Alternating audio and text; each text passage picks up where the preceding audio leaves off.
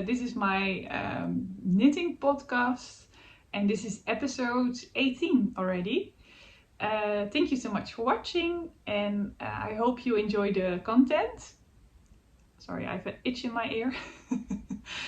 I haven't recorded for a long time, also because September is a quite busy month with all the children starting, my 2 children starting school again, and I just didn't had the time or find any time to record again. So here I am again. I talk about knitting mainly and also some sewing. I haven't been sewing that much anymore, but I have a new table now.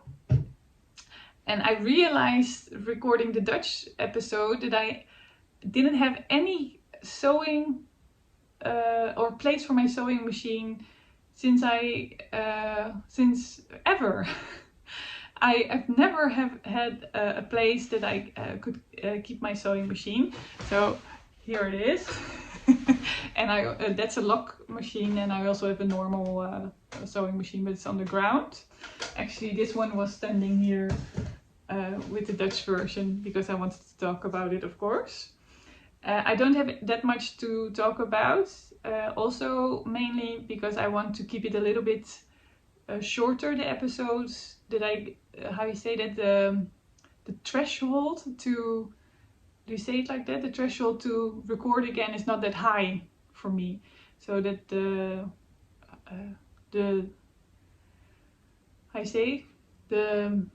action to make time for recording isn't that high or something, or it's not feels like a mountain. Yeah, so I'm going to talk first about what I've been sewing today. Also, I have sewn.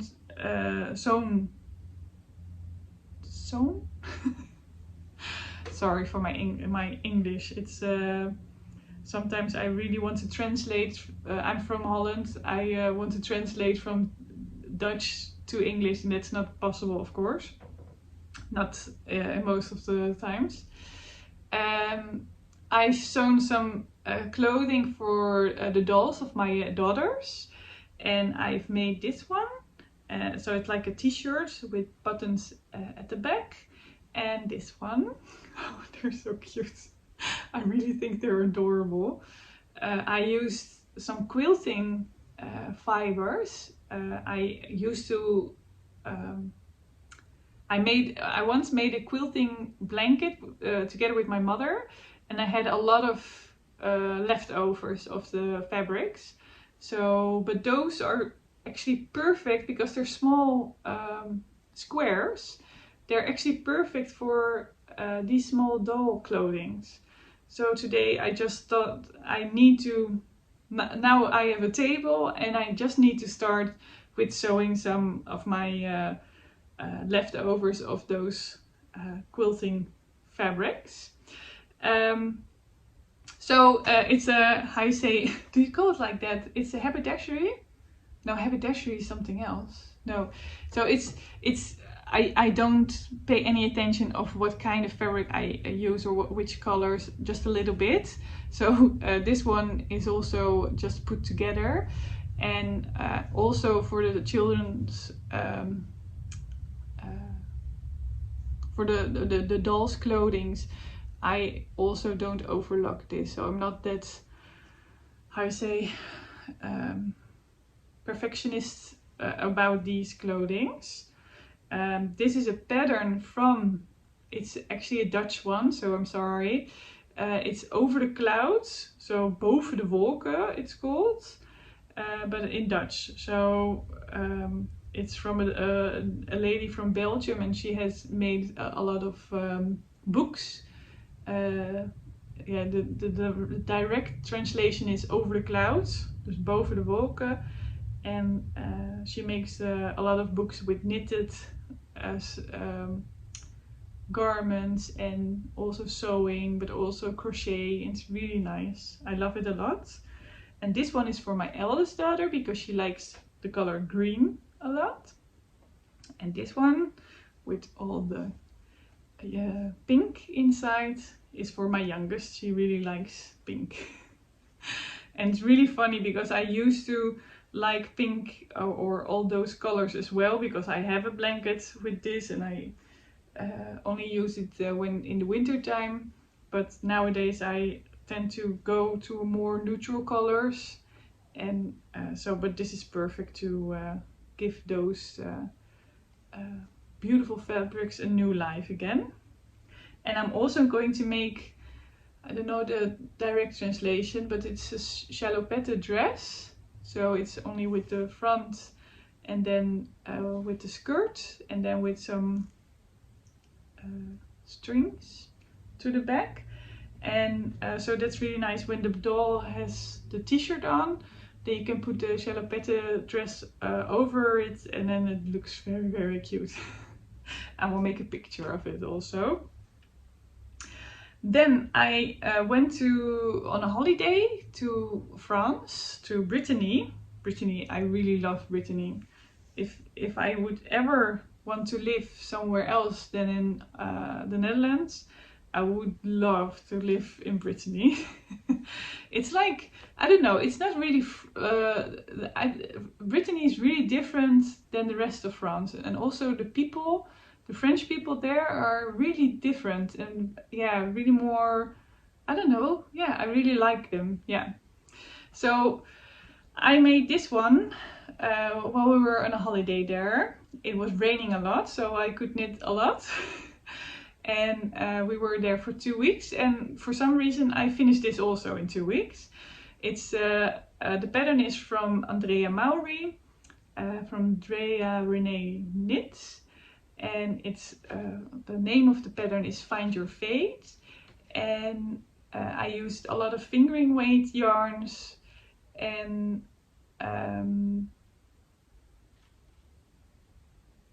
yeah, and that's the things that I wanted to talk about, is that I did some adjustments, of course, because I wouldn't be me if I wouldn't adjust anything.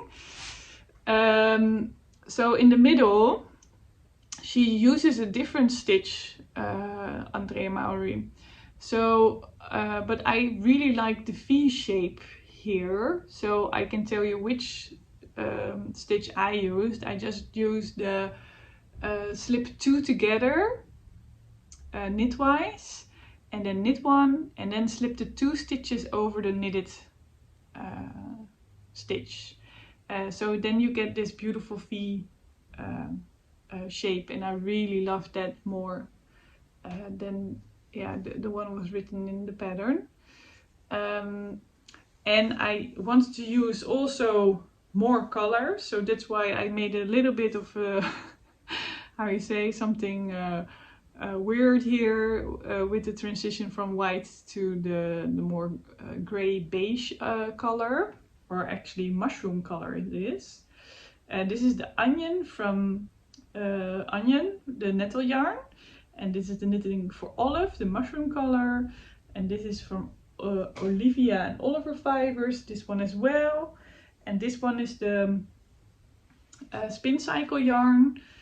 Yeah, I'm not really a fan of Spin Cycle yarn, I'm really sorry, but I really love the colors when they're on a skein, but this one had a lot of grey bluish also, and I couldn't see that that well on the skein itself. So when I started knitting, I cut a lot of yarn out of the skein or the yarn cake because I didn't want to use it. And I think that's really, because it's quite expensive yarn, I think it's, yeah, not that nice. And also it had a lot of, I say it's hand spun, but that's also gives a lot of variation in the thickness of the yarn. So it went from lace weight thickness to even almost DK thickness. And yeah, I really had to, how you say, get used to that idea that it's like that. But eventually in the whole, now I really like that it's really, I say, one unit, or yeah, it's really one part now. And then this one is wool met verve, so it's a Dutch brand. This is also knitting for Olive, and I think this is also wool met verve, also a Dutch brand. I thought that the part where you have to do the edge here, or the hook, was a little bit difficult, so I really needed to think about it very, very well. So that's the only thing that you really need to pay attention to, but otherwise it's really nice, and you can really knit it quite quickly, actually, I thought. But I wear it most of the times like... No, I don't wear it like this. I wear it most of the times a little bit like this. And when it's really cold, I can imagine I would do like this and twist it around a lot around my neck. And that's what makes this pattern, I think, really nice. You can put it here, of course, or just make a knot. Most of the times when I need to go out quickly, I do it like this and then put my jacket on. Yeah, I really adore this scarf so much. It's really, really nice. And it's also long enough. I saw the picture of Andrea wearing it, and with her it comes to the ground, until the ground. So when she wears it without twisting it around her neck, it comes to the ground. And with me it's not, but actually it doesn't matter, it's still long enough. I'm just going to leave it on like this. Then I made as well something for the store Cross & Woods here in The Hague.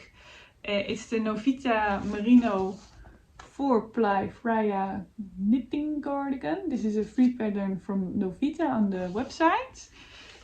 I got the yarn from Cross & Woods. I'm going to take a sip.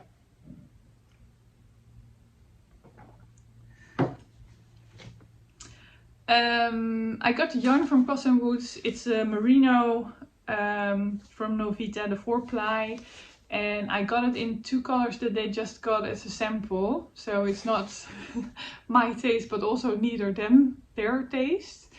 And I knitted this little cardigan of it, the smallest size, the size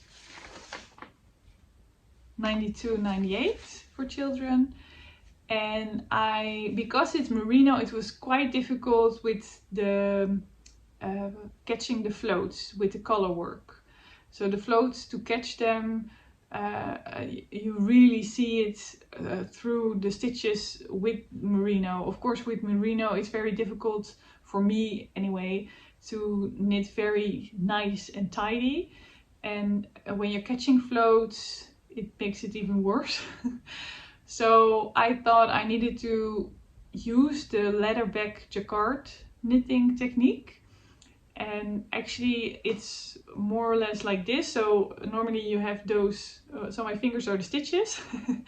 And if you catch the floats, normally it's more like this, or more like this, that you put, yeah, or more like this. Yeah, that you put the thread through. But with leatherback jacquard knitting, you actually add a stitch which you're not using. So every time you knit these, you put the, how you say, from one color you take the thread before it. So that's why you eventually get 2 layers of knitted wool. So, very difficult to explain in English. In Dutch it would be much better. But so you have 2 layers actually, and then you don't see anything of catching floats or anything. And with this merino wool, it turned out really, really good, much better than I would actually expect that it would turn out. So I can really recommend this if you want to knit this one, to use the leatherback jacquard knitting technique. And there are a lot of nice YouTube videos about it on YouTube. I used the one from Susan Bryan, so it's very, I say, loud and clear how she explains it. And that's it actually about this project. It was nice to knit for Cross and Woods. I don't have any more time to knit for them because they ask something else as well, but I need to find time to knit that. And of course the one you've been seeing all this time. I'm also knitting the sock cardigan from Evelyn Knit. This is a test knit, and I'm using the Spindrift Jamieson Spindrift yarn, and I'm knitting on a 2.75mm needle. The recommended is 3mm needle. That's really difficult to say for me. Okay, I'm not going to try it again.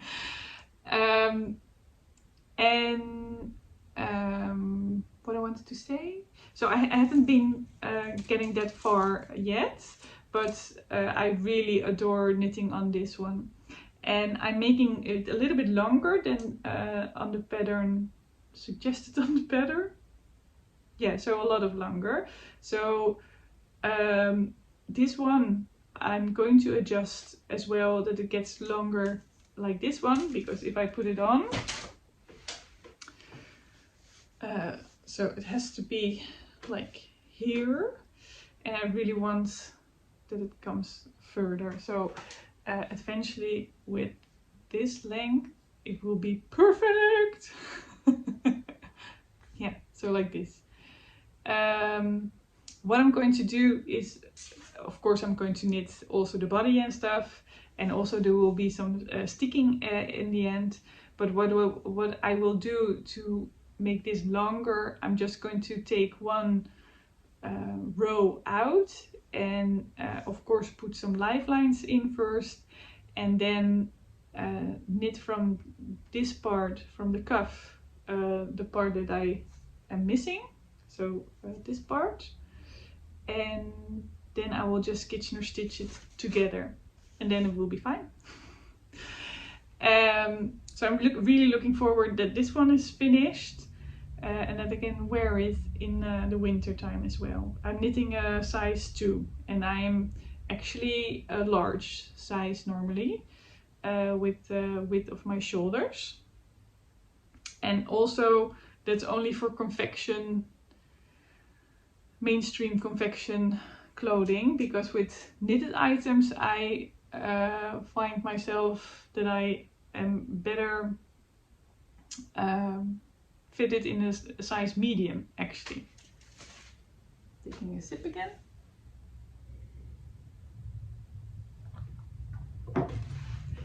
And then I've started another scrappy project, and it's this one. It's a scrappy shawl. It's called Anisha Dora, and I don't know the designer just at the moment, but I will put it in the show notes underneath. And it's really, really lovely to make, because it's, yeah, I don't know, every row you can just break the yarn, and then you make a fringe. Is the fringe? I don't know, sorry. I don't know the name.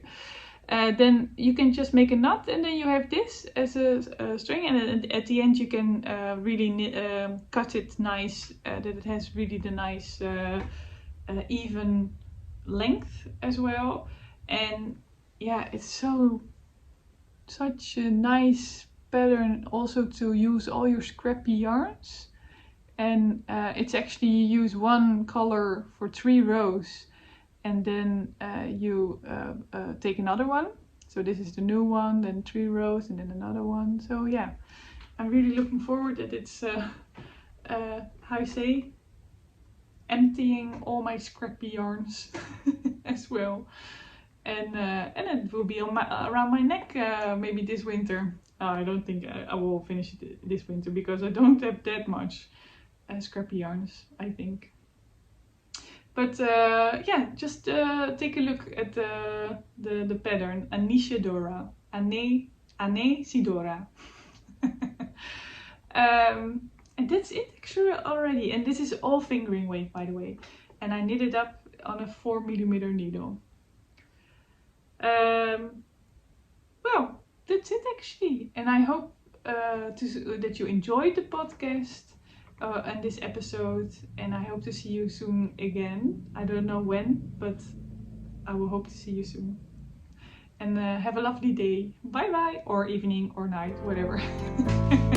Bye bye.